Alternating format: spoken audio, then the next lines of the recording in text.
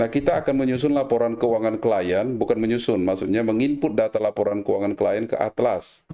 Bagaimana caranya? Kita bisa melalui A110, ya kemarin A110. Di sini ada template laporan keuangan, bisa diklik ini, atau melalui ini D. D ini kan ada general, input laporan keuangan, ini diklik, ya diklik. Nah, apa yang harus kita isi? Data laporan keuangan ini di soal, ya data laporan keuangannya, ini ya, nomor 7. Nah, Anda klik input laporan keuangan, data input laporan keuangan, atau ini ya, data input laporan keuangan. Inilah yang akan kita input ke Atlas tadi. Nah, kalau kita lihat periodenya, informasi penugasan, periode laporan keuangan ini 1 Januari sampai 31 Desember, tapi penugasan itu dalam masa tahun buku, yaitu tanggal berapa? Tanggal 1 November. Nah, jadi 1 November berarti 10 bulan itu sudah berlangsung, yang mulai jadi Anda masuk dalam tahun buku klien, ya, di dalamnya. Jadi ada 2 bulan lagi yang akan berlangsung. Nah, ini artinya 10 bulan itu, ya sebelum 1 November itu disebut masa interim. Makanya kalau kita lihat ini awal pembukuan 1 Januari 2018, ingat mengisinya ya, diisi dengan tanggal, bulan, tahun, data yang diperoleh. Kemudian periode interim, karena tadi itu kita masuk 1 November, maka periode akhir interimnya adalah 31 Oktober 2018. Ingat diisi dengan tanggal, bulan, tahun, data yang diperoleh. Nah, periode berjalan itu adalah 31 Desember 2018. Sementara periode perbandingan adalah tahun buku lalu, yaitu 31 Desember 2017. Nah, ini template kosong. Anda langsung ke ini merah ya, merah. Nah, ketika Anda isi, dia akan langsung berisi ini ya. Kemudian perhatikan, ini ada nomor akun. Nomor akun itu Anda peroleh dari sini. Ya, nomor akun dari sini. Oke, kemudian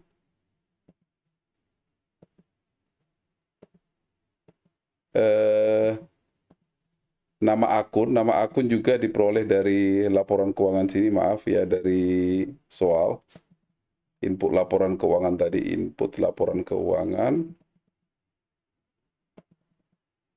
Data input laporan keuangan ini ya. Nama akunnya. Kemudian kita lihat di kolom ketiga, mapping group account. Jadi kalau Anda klik panah bawahnya, ini Anda harus pilih apakah dia masuk golongan aset, liabilitas, ekuitas, pendapatan, dan beban. Ini ya, biaya-biaya akun-akun ini apakah masuk situ. Misalnya kas kecil itu masuk golongan aset, gitu ya. Semua golongan aset pilih aset, semua golongan liabilitas pilih liabilitas, semua golongan ekuitas, ya, ekuitas aset neto atau bersih, ini ya. Kemudian ini pendapatan, kemudian ini pengurang dari pendapatan, semua golongan beban. Nah, kelompok akun, kita kelompokkan lagi lebih lanjut, apakah dia masuk aset lancar, aset tidak lancar, ini tinggal pilih panah bawah ya, warnanya hijau. Kemudian, apakah liabilitas jangka pendek, karena liabilitas ada dua, liabilitas jangka pendek dan liabilitas jangka panjang. Ekuitasnya juga kita pilih apakah ekuitasnya, ekuitas dari ini ya, ekuitasnya lah modal atau ekuitas lainnya di luar modal. Oke. Kemudian ini pendapatan, ini HPP itu masuk ini HPP, beban operasional, pendapatan lain-lain dan beban lain-lain. Nah, kemudian mapping header account ini sebenarnya kembali lagi ke nama akun itu, ya.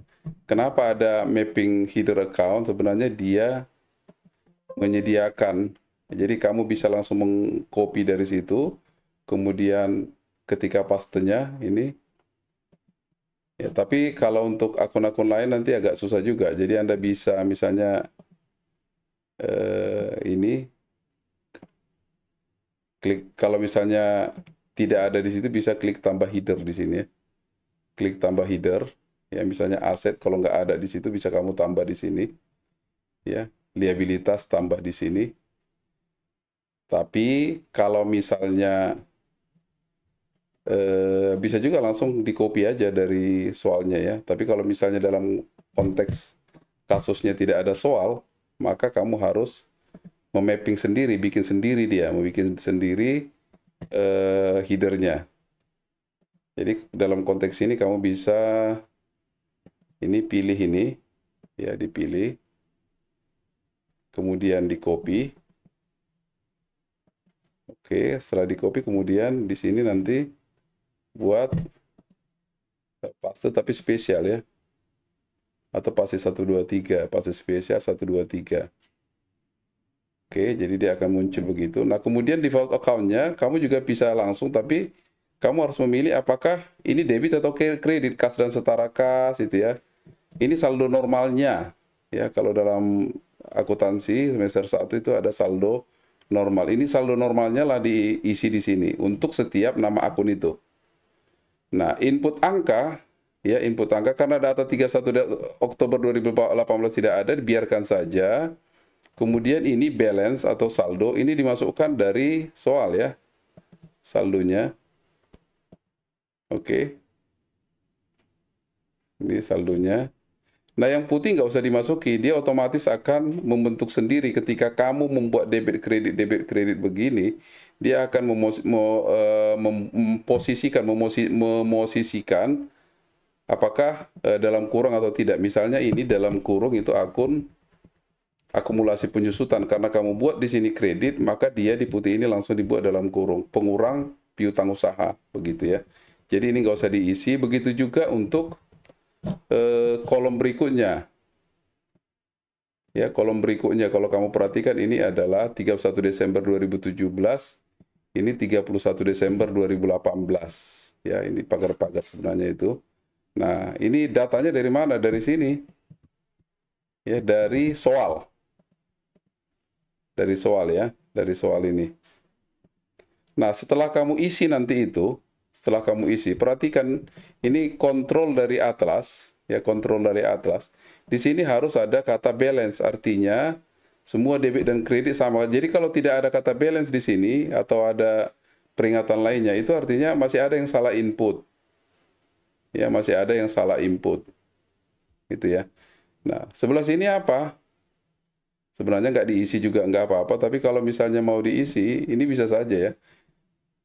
Ini misalnya di sebelah ini data earning before EBIT ya. Earning before interest, tax, depreciation and amortization, itu EBITDA ya.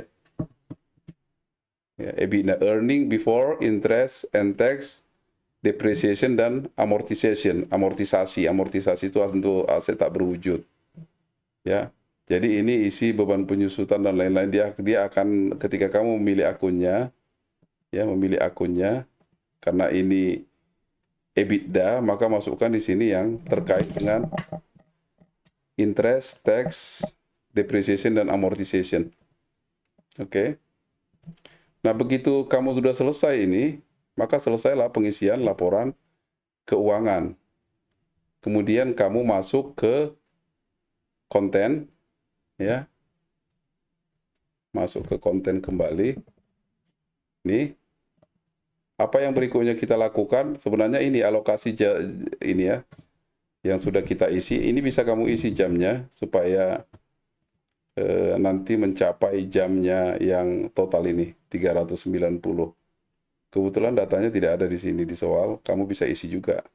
Misalnya partner berapa jam dia melakukan tahap perencanaan, berapa jam dia melakukan total tahap respon terhadap risiko, dan berapa jam dia habiskan untuk jam jasa. Jadi totalnya itu tidak boleh lebih dari sini, kurang boleh, tapi jangan jauh-jauh kurangnya ya. Nanti totalnya akan nampak di sini. Ini udah dikontrol 399. Oke.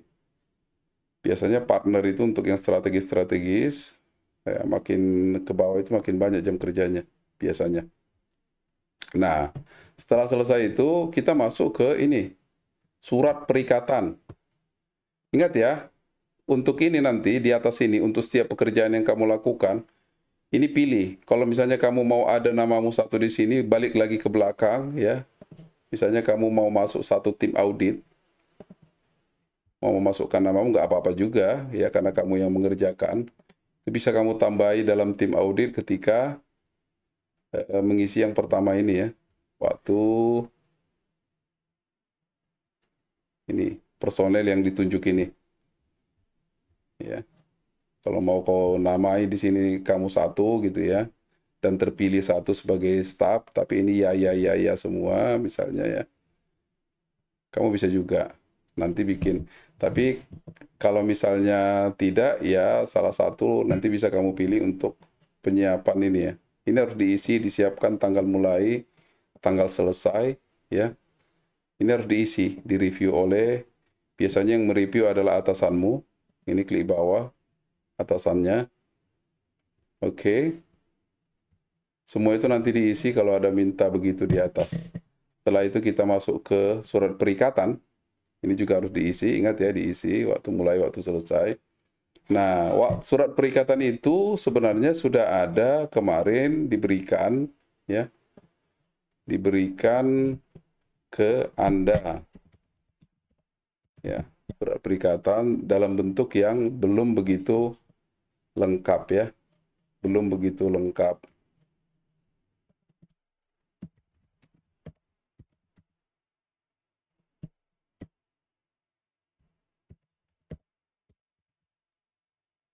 Ya, misalnya A140, ini surat tugas, A130 surat perikatan, ini ya. Nah, Anda saya minta untuk melengkapi ini sesuai dengan nama kliennya. Oke, ini sesuai dengan masa audit, nomor kepada yang tidak direktur nama perusahaannya, isi untuk perhatian ini adalah surat perikatan. Inilah isi dari surat perikatan, ini isi yang XXX ini. Oke. Nah, ini ya perhatikan ya, harinya ini juga. Ya, kemudian ini diisi yang kosong-kosong ini.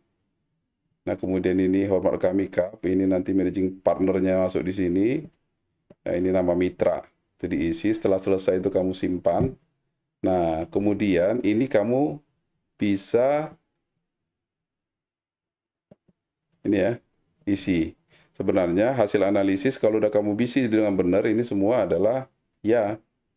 Ya semua diisi ya saja sampai apa? Sampai selesai.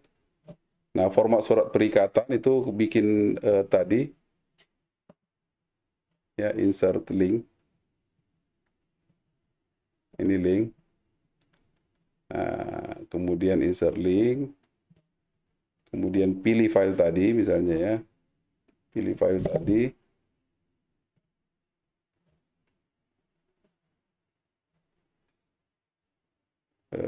Di D ya, saya kira di D tadi. Pilih.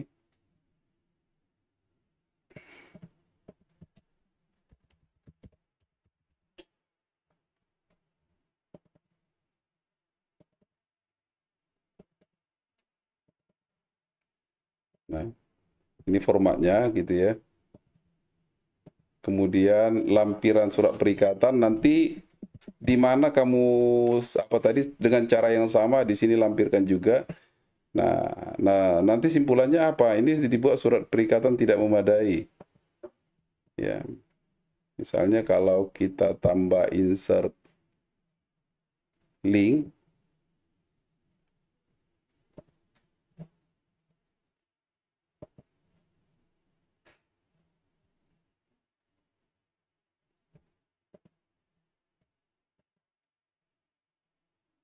misalnya ya.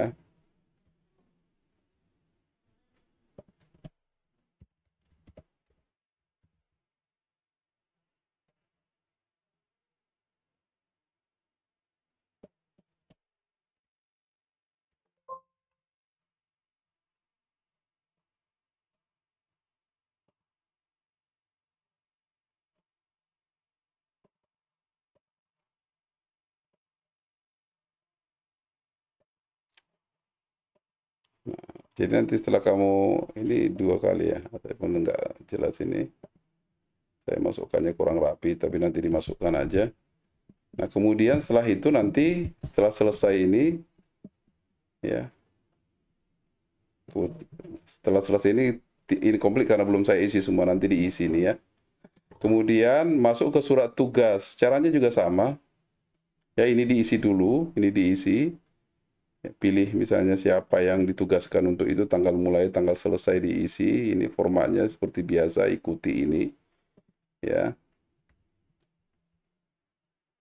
susunan tim perikatan ini. Kemudian hasil analisis, ini jawab semua ya sampai selesai.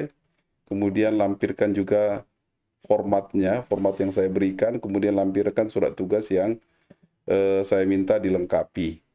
Gitu ya. Nah, setelah selesai itu nanti dia akan komplit. Oke. Kemudian yang keempat, pernyataan independensi. Ini juga diisi ya, ini diisi. Kemudian sama juga tadi, ini jawab ya semua, contohnya, nanti simpulannya akan terisi sendiri, ya, akan terisi sendiri. Begitu ya, ini nggak perlu diisi. Nah, itulah sampai nanti pernyataan independensi. Ya, terima kasih.